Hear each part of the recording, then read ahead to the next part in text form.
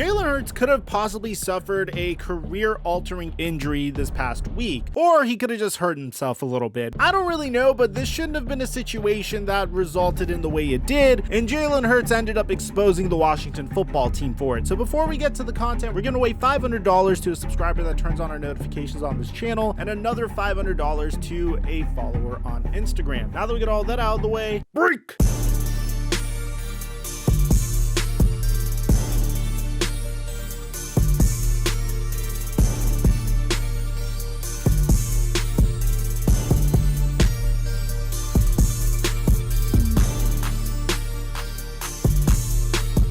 Mic check 1 2 1 2. What's going on, everybody? Guys, I have a set of bare minimum expectations whenever I pay an extravagant sum of money in order to go and watch my favorite football team perform. And no, that favorite football team isn't the Washington football team, but in the Washington football team's fans' case, I'd imagine the expectations being that they have fully functioning bathrooms, that a pipe won't burst and have sewage water, which is literally the color brown because there's fecal matter present in the pipes. I'd expect those pipes not to burst onto fans, and probably the most important thing is I would hope that the barrier that is containing fans will not fall over and cause a near catastrophic injury to the opposing quarterback of the team that we are facing. And I'd imagine that Jalen Hurts has similar expectations. So if you don't know what I'm talking about, this past week when the Philadelphia Eagles took on the Washington football team, at the end of the game, Jalen Hurts walks towards the tunnel to exit the game, and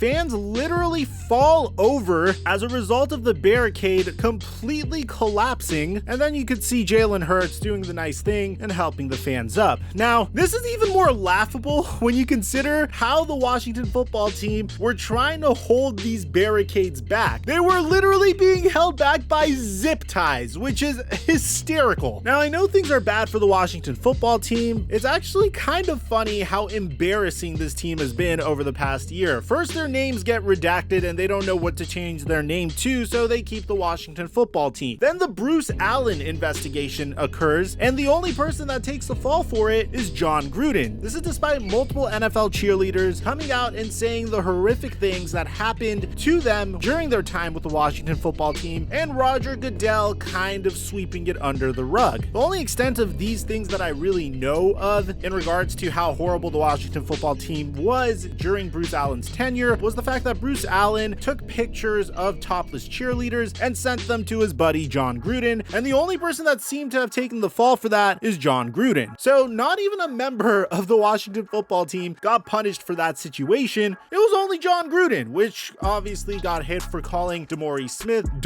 Smith and used a racial slur that pertained to his lips, and then eventually they came out with a bunch more emails that suggested that John Gruden was a misogynistic, homophobic sack of excrement. Now, the thing is, whether John Gruden deserved to be fired or not is a different story for a different day. Some people would say that he was assassinated and had his career ruined out of nowhere, and those emails shouldn't have been leaked to begin with. Other people will say that, hey, he had these horrible thoughts go on in his head. He was doing some very sleazy and scummy things. He deserved to have been canceled and cut out of the NFL. What you believe is what you believe. I'm not here to debate that issue, but that should give you an idea of the dysfunction in the Washington football team, and it's continuing to this day. Now, as a result of this incident, Jalen Hurts actually penned a letter and then gave a response, which we're going to show you the letter and then show you his actual interview response to the situation, calling for the Washington football team to actually take action in this situation and own up to their mistakes. Now, this is what the article says. To whom it may concern, I am writing to inquire about what follow-up action is being considered in response to the near tragic incident that took place at FedEx Field on January 2nd, 2022. As you are aware, many individuals, including fans, media personnel, and myself, were placed in a dangerous situation when portions of the FedEx Field tunnel collapsed. Although I was able to prevent the barrier from crashing onto me, that was not the same for others who could be suffering from lingering injuries. Through the initial shock, my first reaction was to assist those involved. However, while I displayed a calm composure, I understand the severity of what happened and am extremely concerned for the well-being of the fans and media. As a result, I would like to know what safeguards the NFL and the Washington football team are implementing to prevent this from ever occurring in the future. The resources of the NFL and team organizations ensure our safety through playing this physical sport, but what happened on Sunday put both fans and players unnecessarily at risk long after the final whistle. I look forward to hearing from you on this matter. Sincerely, Jalen Hurts. Now, I'll tell you the one thing that I just find a little comical about this situation is the fact that there's literally nothing FedEx Field can do for the rest of this year, up until maybe the beginning of next year. Hopefully, they decide to make some renovations in the offseason. I'm not exactly sure they'll even go that far to do that, just based off of how the culture of this really dysfunctional organization has been under the Snyder regime. But in this instance, what I'm trying to tell you is the fact that the Washington football team has no more home games. They play one more game next week. They're on the road against the New York Giants, and then eventually they have no chance of sniffing the playoffs at all whatsoever. That's it for the rest of their season. They're not going to return to FedEx Field until the beginning of their preseason next year. So there's not really anything that they could do, but Jalen Hurts actually responded to this take in an interview today. Check it out.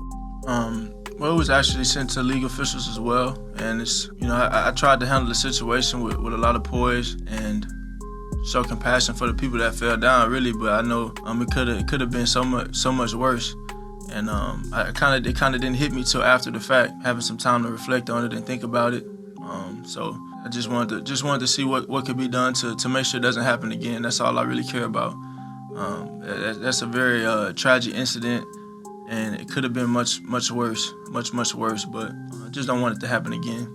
All in all, man, it just seems like this is one embarrassing franchise, and things just keep getting worse and worse under the Snyder regime. I don't know who would want to go to the Washington football team. I feel like the fact that they were able to get Ron Rivera to sign on as the head coach of that team was a miracle. So for those of you guys that know me from my Flight Mike basketball channel, I cover the NBA as well, and I think the Washington football team really remind me of the early to mid 2010s Los Angeles Clippers, where this was a team that was on the up and up, but they had a racist owner holding them back from true excellence. And eventually the NBA forced Donald Sterling to sell the Los Angeles Clippers to Steve Ballmer. And although they didn't win any championships since then, the Clippers are somewhat of a destination. Players would love to go there and play, and I feel like the Washington football team are in a very similar situation. They have an up-and-coming defense, they're forming this identity, and then they have embarrassing things like this that happen that hold them back. So let me know in the comment section down below what you guys think about this incident, man. Do you think there's anything that the Washington football team should do, or do you think that there's no point because the season is over? I'd like to hear what you have to say. Aside from that, I'm your boy Mike, and I'm dropping our mic until our next upload.